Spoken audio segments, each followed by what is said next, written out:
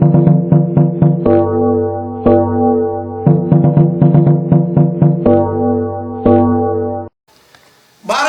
माता की जय।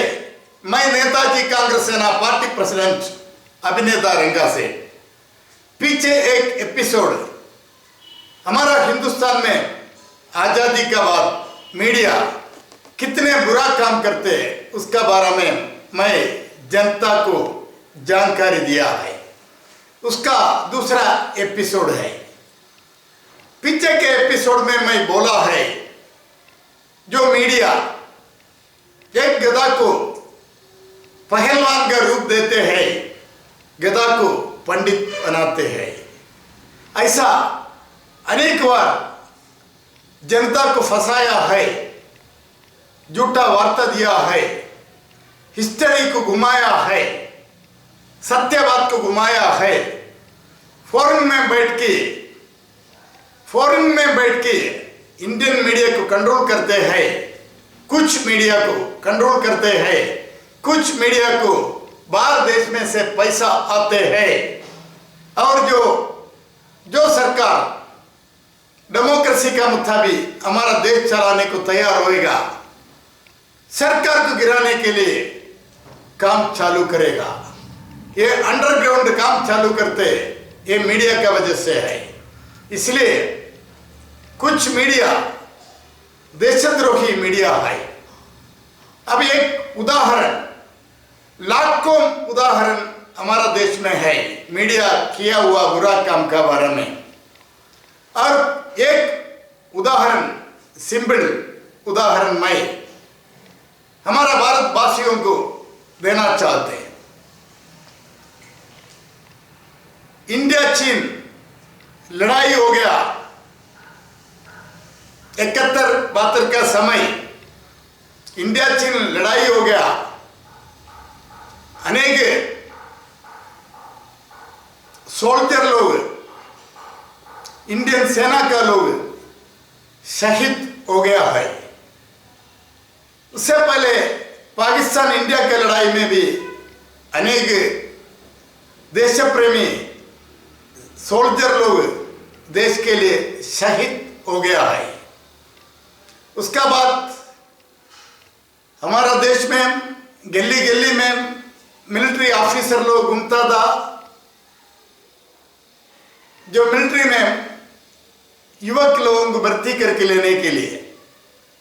वो समय का नियम ऐसा था, 4th क्लास पढ़ाई पास होएगा, मिलिट्री में नौकरी मिलता था।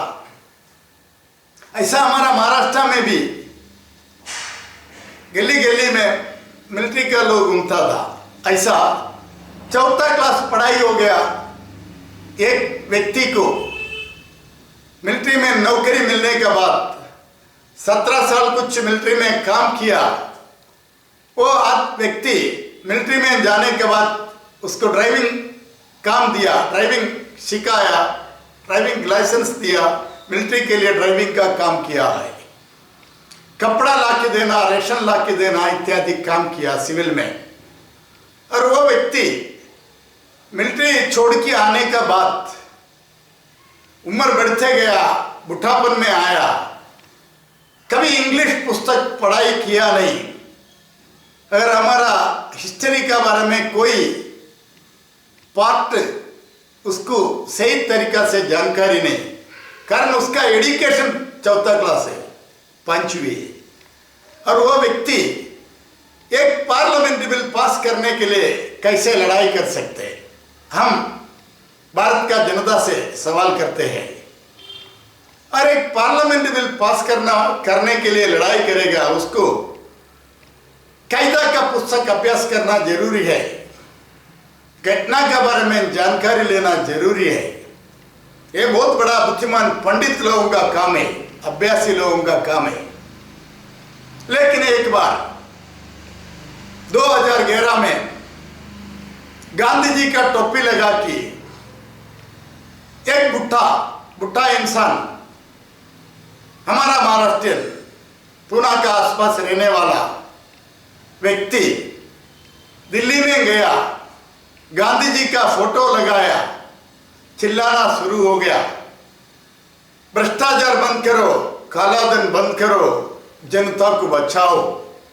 और ये बुढ़ा एक बड़ा निवेदन कैसे तैयार किया प्रेसिडेंट प्रधानमंत्री को देने के लिए, और उसका पीछे का क्या रहस्य है, और इनका बुद्धि क्या है, इनका एजुकेशन क्या है। एक खुद बनाया नहीं निवेदन, कौन बना के दिया, एक कोई बात इंडिया का मीडिया एनालाइज किया नहीं है। मीडिया इसका बारे में कोई चौकसी किया नहीं, मीडिया को इसमें कोई पार्ट नहीं।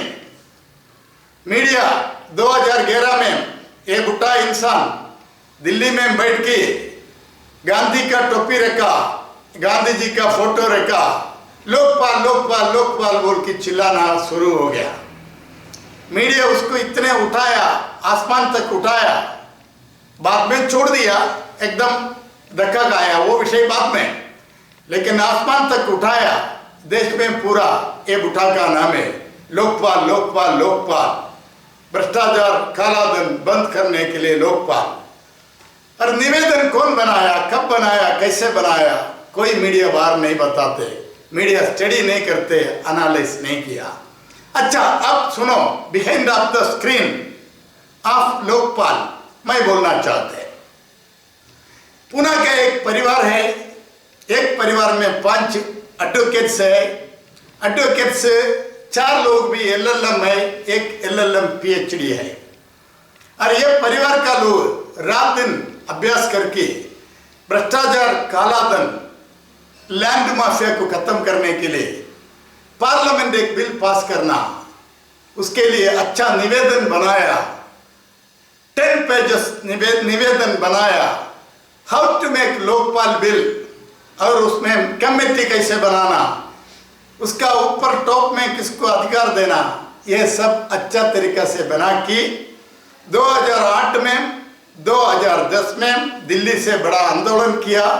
प्रेसिडेंट प्रधानमंत्री, ऑपोजिशन लीडर उसी टाइम का सुषमा स्वराज, और राज करता था कांग्रेस, सोनिया गांधी को भी लास्ट निवेदन देना पड़ा। निवेदन दिया, सिक्का मार के रिसीव्ड कॉपी लिया, प्रेसिडेंट का लेटर, रिप्लाई लेटर आया।